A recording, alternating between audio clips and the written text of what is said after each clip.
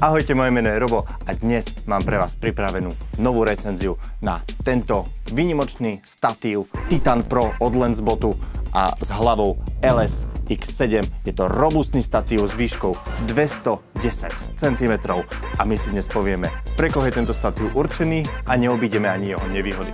Takže poďme rovno na to. Toto vám príde, keď si objednáte Titan Pro a poďme sa pozrieť, čo je obsahom balenia. Rovno teda prepravná brašňa a vo vnútri sa nachádza samotný statív s fluidnou videohlavou a je to ešte náhradná základňa pre tento statív, ale táto základňa vám nebude fungovať s touto hlavou, to je určené na iné hlavy, takže toto môžeme zatiaľ odložiť. A čo tu máme? Máme tu teda Lensbot LS X7 s Titan Pro nohami a je to v podstate upgradenutá verzia LS X7, ktorý je trošku kompaktnejší, ale za to má aj menší payload a nejde do takej výšky ako táto tu ozruta. Cítite, že nedržíte nejaký shit, udrží to Blackmagic 12 alebo novú Pixis, alebo určite aj Redku. Tento statív je teda určený pre ťažšie payloady na kamery s plnou výbavou, čo dá profesionálnym filmárom istotu a stabilitu pre ich zariadenia. Určite hlavný selling point tohto statívu je jeho výška, čo je 210 cm, čo vám dá výhodu pri rôznych eventoch alebo pri situáciách, kde potrebujete točiť nadhľady alebo ponad hlavy ľudí. Ja mám 1,90 m, som podľa mňa celkom vysoký a vidíte, tento statív ešte je vyšší ako ja. Keď si vezmete, že na to dáte ešte tú kameru, to budete na nejakých 220 cm s výškou kamery a stále si udržíte tú požadovanú stabilitu, ktorú od profesionálneho videostatívu vyžadujeme. Keď som pri tých nohách a pri tej výške tohto statívu ešte pri tom chvíľočku zastanem, na statíve je lokovací systém, keď si chceme nohy zaistiť, aby sa nám pri prenášaní nerozchádzali, takže to sa dá pekne takto pozaisťovať a vidíte, nerozpadne sa mi to a môžem to prenášať na ďalšiu lokáciu a ísť veselo točiť ďalej. Z opačnej strany tohto statívu máme ostne, ktoré sú na zapichovanie do zemi alebo do piesku alebo do nejakého nerovnomérneho povrchu a prekryté sú gumovými krytmi, ktoré nám zase umožňujú to dávať na plávajúce podlahy alebo na všetko iné, čo nechceme poškriabať týmito hrotmi. Poďme si na tento statív založiť kameru a povieme si niečo o tejto hlave, ktorá je pri profesionálnych statívoch to najdôležitejšie. Takže fluidná hlava LS X7. Na statívu som dal už takýto naozaj ťažší payload a to je Blackmagic Ursa 12K a ako vidíte, nemá to žiadny problém udržať tento statív, kde ju dám v tom bode ju drží, lebo mám zapnutý counterbalance a tento setup môže mať okolo 12-13 kg. A čo mám naozaj rád na tomto statíve alebo na tejto hlave od Lensbotu je táto malá drobnosť a to je vlastne šroubovák priamo zabudovaný v hlave. Hlava obsahuje aj náhradné skrutky, 1/4 a 3/8. Samozrejme aj tá lyžina na tom statíve má priemer na užšiu skrutku aj na širšiu skrutku, záleží ako máte kameru a aký typ šrouby potrebujete dať zo spodu.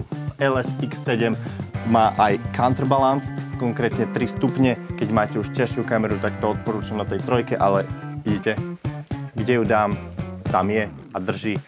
Takisto 3 stupne nastavenia odporu, keď chcem s tým vlastne hýbať veľmi rýchlo, alebo chcem byť naopak plynulejší a tým pádom potrebujem odpor mať silnejší. To isté samozrejme aj v tejto vodorovnej osi. Viem to uvoľniť.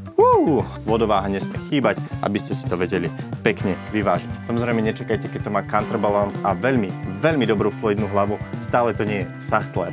Ale boli sme teraz nedávno v Indii a v Nepále a mal som kolegu Tomáša Hulíka, ahoj, ktorý používal sachtler a mali sme tam aj tento statív a sme ich vlastne side by side porovnávali a ten Lensbot si naozaj veľmi dobre obstal a ten jeho možno stal 15 000 eur a toto stojí nič oproti tomu a naozaj boli veľmi porovnateľné, čo je veľká sila tohto Lensbotu, že je fakt robustný a pevný, že sa môže porovnávať s profesionálnymi drahými statívmi. Tento statív samozrejme ale nie je dokonalý a plynulo by som sa presunul na nejaké jeho nevýhody.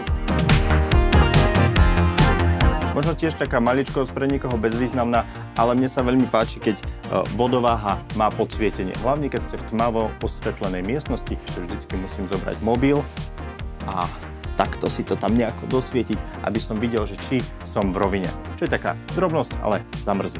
Ďalšia vec, ktorá je možno taká výhoda, nevýhoda pri tomto statíve je jeho veľkosť. Je naozaj, že robustný a je to vlastne to, prečo si ho chcete kúpiť. Ale myslíte na to, že tento statív je naozaj potom nie veľmi vhodný na cestovanie. Čiže keď cestujete lietadlom, nenapracete ho, budete musieť kúpovať extra batožinu a to vždycky pri všetkých leteckých spoločnostiach veľa stojí. A to nevravím, keď cestujete nízko nakladovkou, to si doplatíte skoro novú letenku.